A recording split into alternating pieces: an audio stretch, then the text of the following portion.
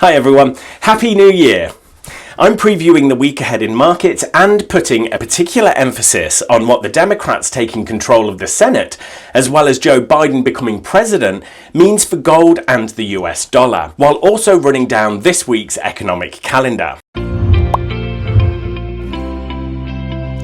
GKFX Prime presents the week ahead.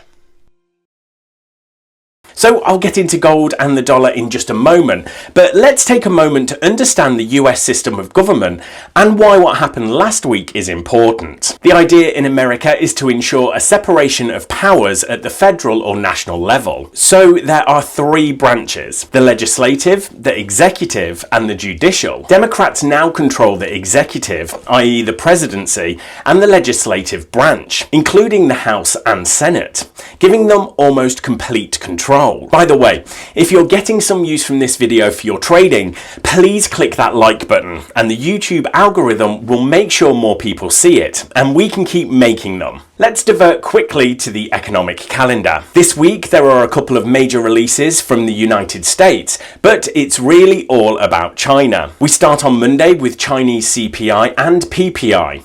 There is not much of note on Tuesday.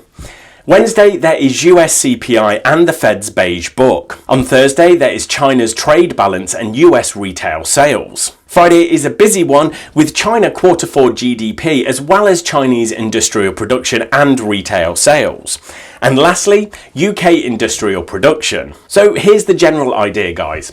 If Democrats control the executive and legislative branches of US government, the amount of fiscal stimulus is likely to be much bigger. Democrats lean to the left and believe in bigger government with higher taxes and higher spending. Congress just agreed a second stimulus bill for around $900 billion, but another even bigger one, perhaps in the trillions, now seems to be a lot more likely. We have just had a big economic shock from the COVID pandemic, and we are still going through it. Government increasing spending offers some extra demand to offset some of the lost demand from businesses closing and people losing their jobs. The interpretation then is that in the short term, this government spending is good for economic growth and good for assets that benefit from strong growth.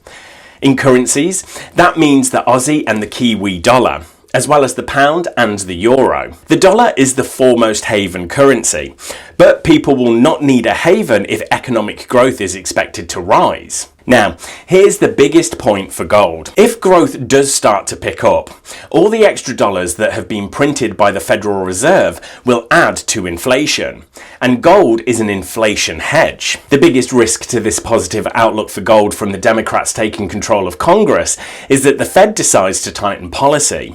But they have said they are keeping interest rates at zero for 2 years, which means there is no opportunity cost to holding gold that doesn't earn any interest. The second risk is that the economic growth never materializes after the government spending. But if that's the case, the Federal Reserve would probably keep interest rates low, which again serves to prop up gold. Right. Thanks everyone, good luck trading this week, and make sure to subscribe to our channel so you don't miss the next video.